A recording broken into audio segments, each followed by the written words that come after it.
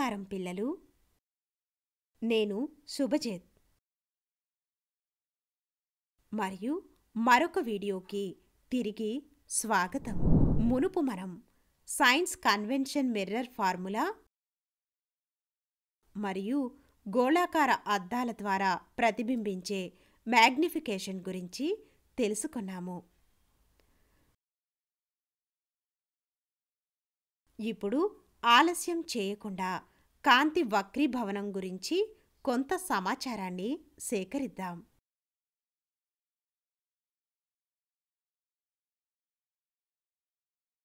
అభ్యాస ఫలితాలు.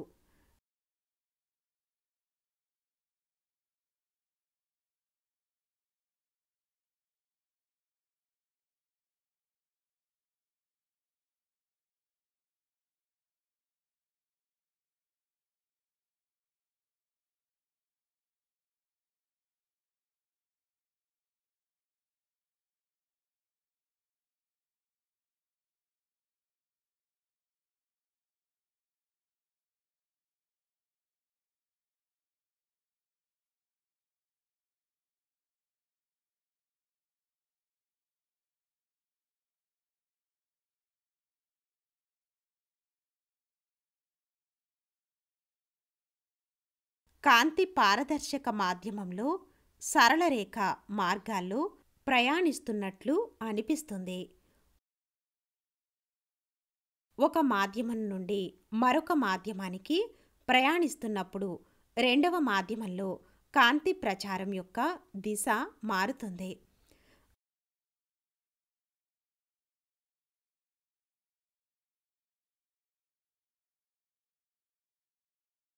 కాంతి కిరణం ఒక మాధ్యమం నుండి మరొక మాధ్యమానికి వెళుతున్నప్పుడు వంగడం యొక్క ఈ దృగ్విషయాన్ని కాంతి వక్రీభవనం అంటారు.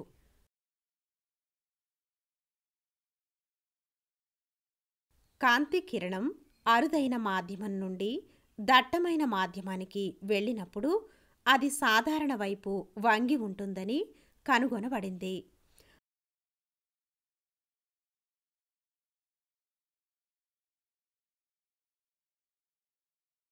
అదేవిధంగా కాంతి కిరణం దట్టమైన మాధ్యమం నుండి అరుదైన మాధ్యమానికి వెళ్ళినప్పుడు అది సాధారణం నుండి దూరంగా వంగి ఉంటుంది.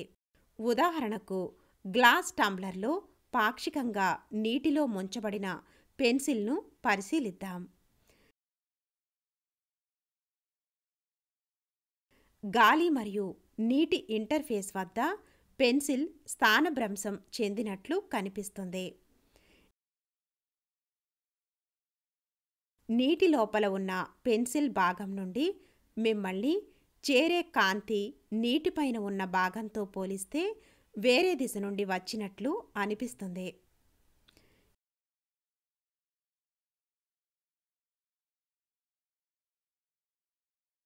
ఇది ఇంటర్ఫేస్ వద్ద పెన్సిల్ స్థానభ్రంశం చెందినట్లు కనిపిస్తుంది.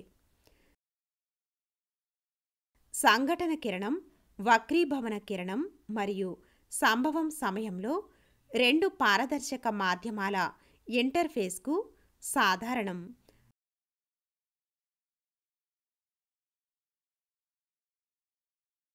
అన్నీ ఒకే విమానంలో ఉంటాయి.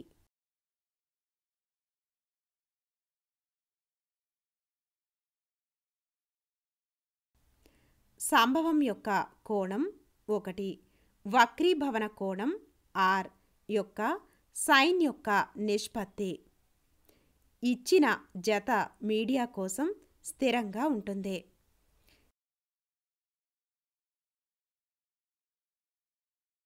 ఈ చట్టాన్ని స్నెల్ యొక్క వక్రీభవన నియమం అని కూడా అంటారు.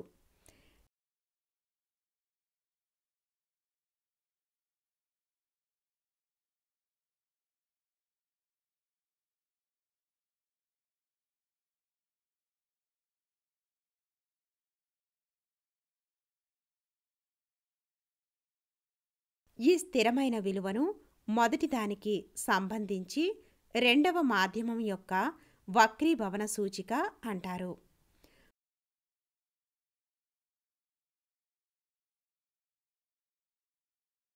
ఒక పారదర్శక మాధ్యమం నుండి మరొక మాధ్యమంలోకి ప్రయాణించే కాంతి కిరణం రెండవ మాధ్యమంలో తన దిశను మారుస్తుందని మీరు ఇప్పటికే అధ్యయనం చేశారు.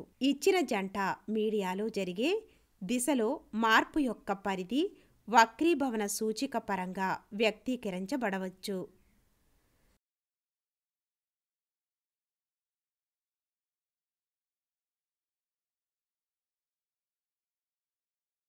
స్నెల్ యొక్క చట్టంలో కనిపించే స్థిరం. వక్రీభవన సూచిక వివిధ మాధ్యమాలలో కాంతి వ్యాప్తి యొక్క సాపేక్ష వేగంతో అనుసంధానించబడుతుంది. కాంతి వివిధ మాధ్యమాలలో వివిధ వేగంతో వ్యాపిస్తుంది.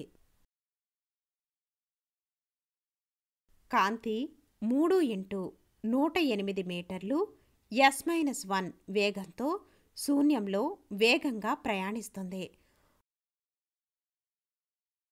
వాక్యూమ్తో పోలిస్తే గాలిలో కాంతి వేగం చాలా తక్కువగా ఉంటుంది. ఇది గాజు లేదా నీటిలో గణనీయంగా తగ్గుతుంది. ఇచ్చిన జత మీడియం కోసం వక్రీభవన సూచిక విలువ రెండు మాధ్యమాలలో కాంతి వేగంపై ఆధారపడి ఉంటుంది.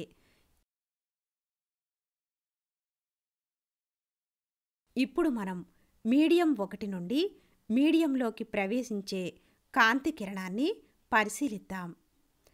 V1 మీడియం 1లో కాంతి వేగంగా ఉండనివ్వండి మరియు V2 మీడియం 2లో కాంతి వేగం.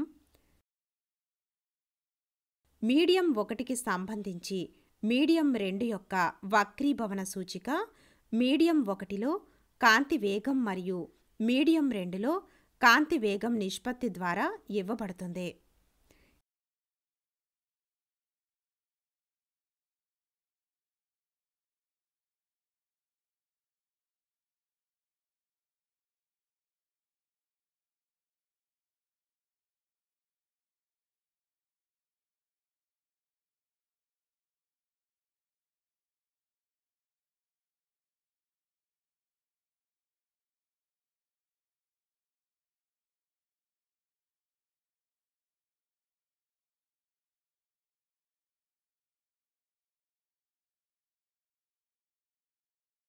ఇది సాధారణంగా N21 చిహ్నం ద్వారా సూచించబడుతుంది.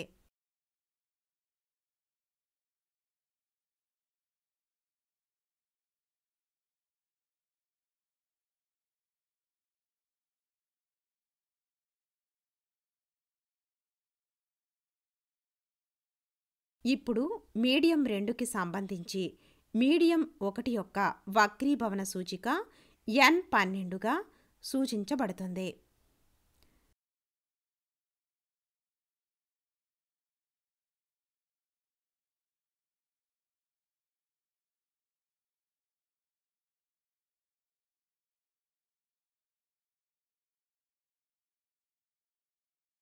మీడియం 1 వాక్యూమ్ లేదా గాలి అయితే మీడియం 2 యొక్క వక్రీభవన సూచిక వాక్యూమ్కు సంబంధించి పరిగణించబడుతుంది.